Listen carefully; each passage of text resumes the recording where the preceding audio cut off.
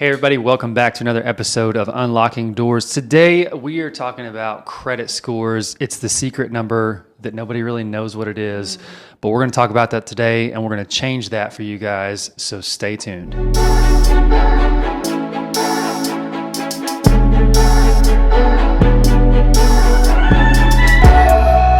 So, Michelle, let's get right into it. What is a credit score?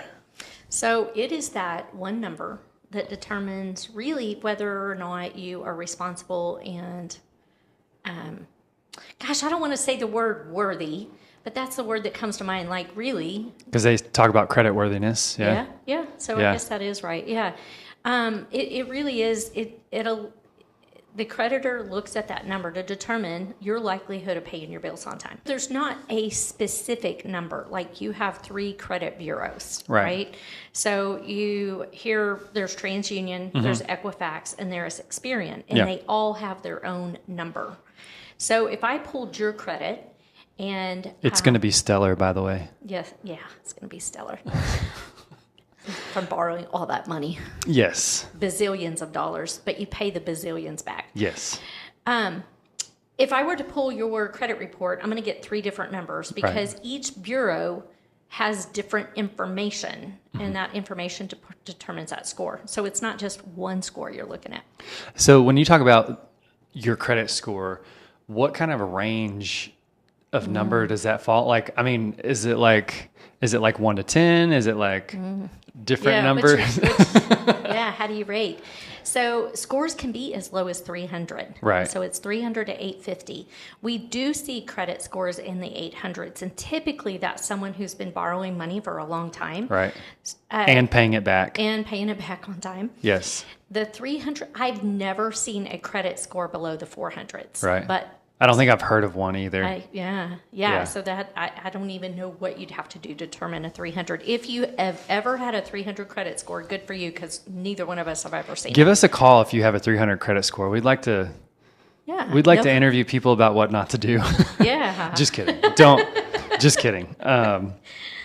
So the credit score is really kind of like for people who have been a student. It's kind of like your financial GPA and how creditors look at you and really their risk level of should they loan you money or not. Yeah.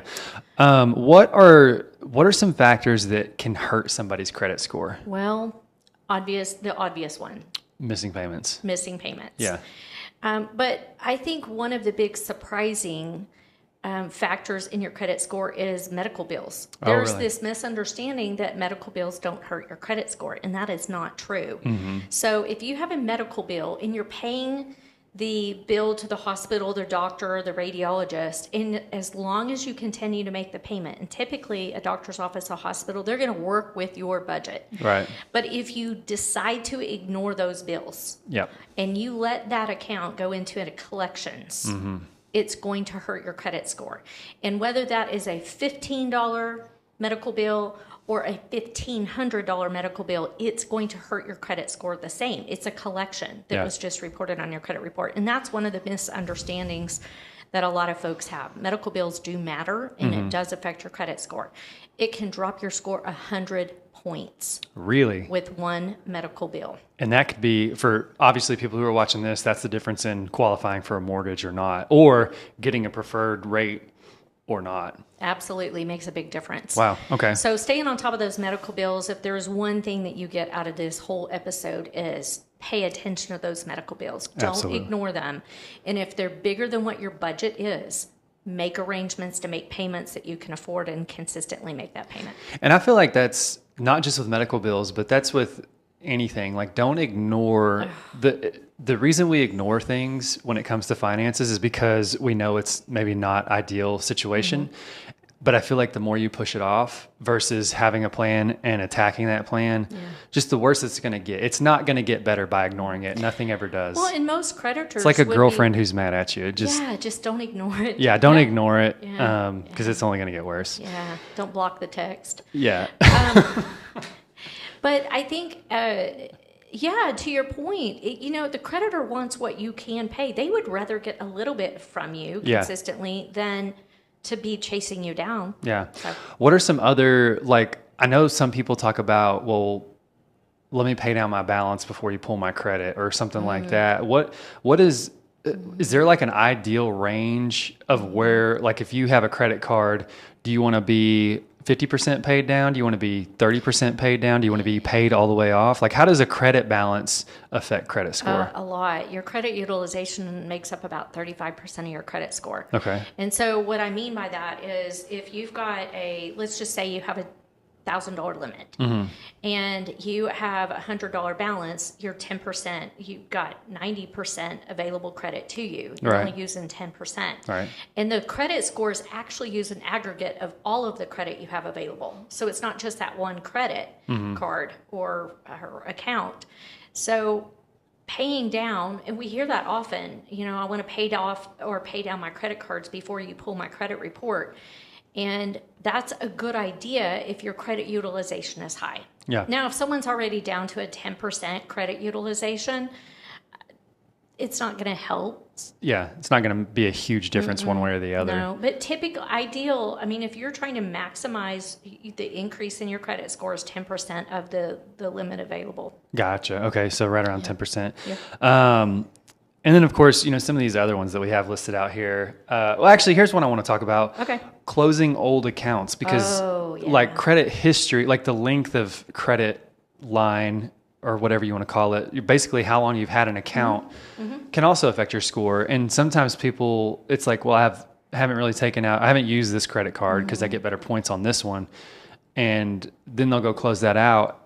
And I've heard that'll also drop their score a little bit. What we see, Cory, and I want to address this first, is let's say that you have your credit pulled, whether you're monitoring the account, and I want to be sure that we address that too, monitoring your credit. But if you have your credit pulled and you notice there's some really old accounts and you don't even know where that credit card is anymore, so you're really concerned that there might be, a card floating out there that somebody could go use. Right.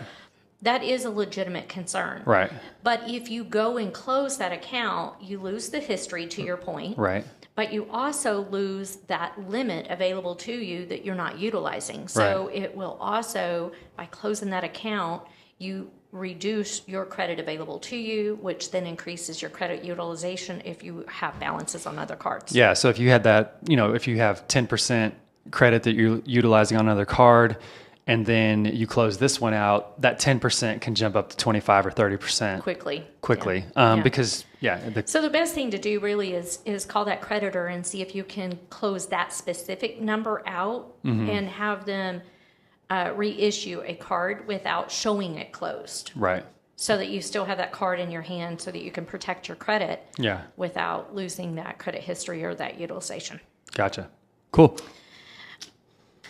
But monitoring, I think, one of the best piece of advice that I have is monitor your credit report. Yeah. It's really important. And most of your credit card services offer that.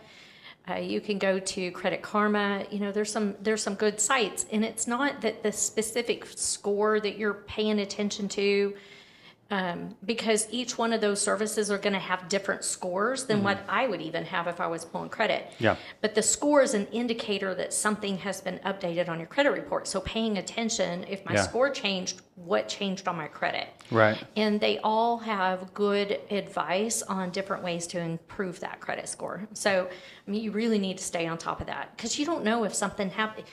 For instance, we'll go back to the medical conversation. Right. You could have had a medical procedure a year ago and just now start getting bills for it. Yes. And you don't even remember what you went to the doctor for, but you got this bill. Yeah. And so if you're not paying attention, then that could end up on your credit report and you didn't even know because you're not monitoring it. Right. So exactly. It's really important that you do that. Yeah, for sure. Well, and there's a lot of, so obviously when people are talking to you about credit, they're in the realm of, hey, we're thinking about buying a home. What do we need to know about credit? And I think, like you said, just monitoring it and being educated on what your credit score consists of, how you can improve it, which we'll talk about in later episodes for sure. We're kind of talking about things that can damage or make your credit drop. But the main thing is just monitoring it. And if your credit's not where it's at, you definitely, and you plan on buying a home and taking out a home loan, you definitely want to talk to somebody like Michelle, just so, because there are maybe there's something that needs to get caught up on. Maybe there's something that needs to be paid off. Maybe there's a number of different things, but talking to a professional like Michelle who can say, here's how you need to pay it off, here's what you need to pay off, and here's what you need to do to improve your score so you can get into a position to get a good rate on a mortgage loan, and to maximize your, what you qualify for. Absolutely. You want to have a game plan around that. Don't just guess what to pay off or how to manage your credit, especially if it's already low and you hadn't done a great job managing it so far. Get some guidance from a professional who knows what they're doing. That's like my biggest piece of advice. And you need 60 days, really. Yeah. Like if you came to me and you said, hey, I need to pay some stuff off, just because you paid it off today doesn't mean the credit bureaus are going to update that information tomorrow. Right. It may take a little bit of time. So I would say 60 days from the time that you think that you're going to be buying something is when we need to have the conversation. Cool. Yep. All right. Well, thank y'all for checking out this episode of Unlocking Doors, where we kind of dived into what credit scores are, what can drop your score, and things of that nature.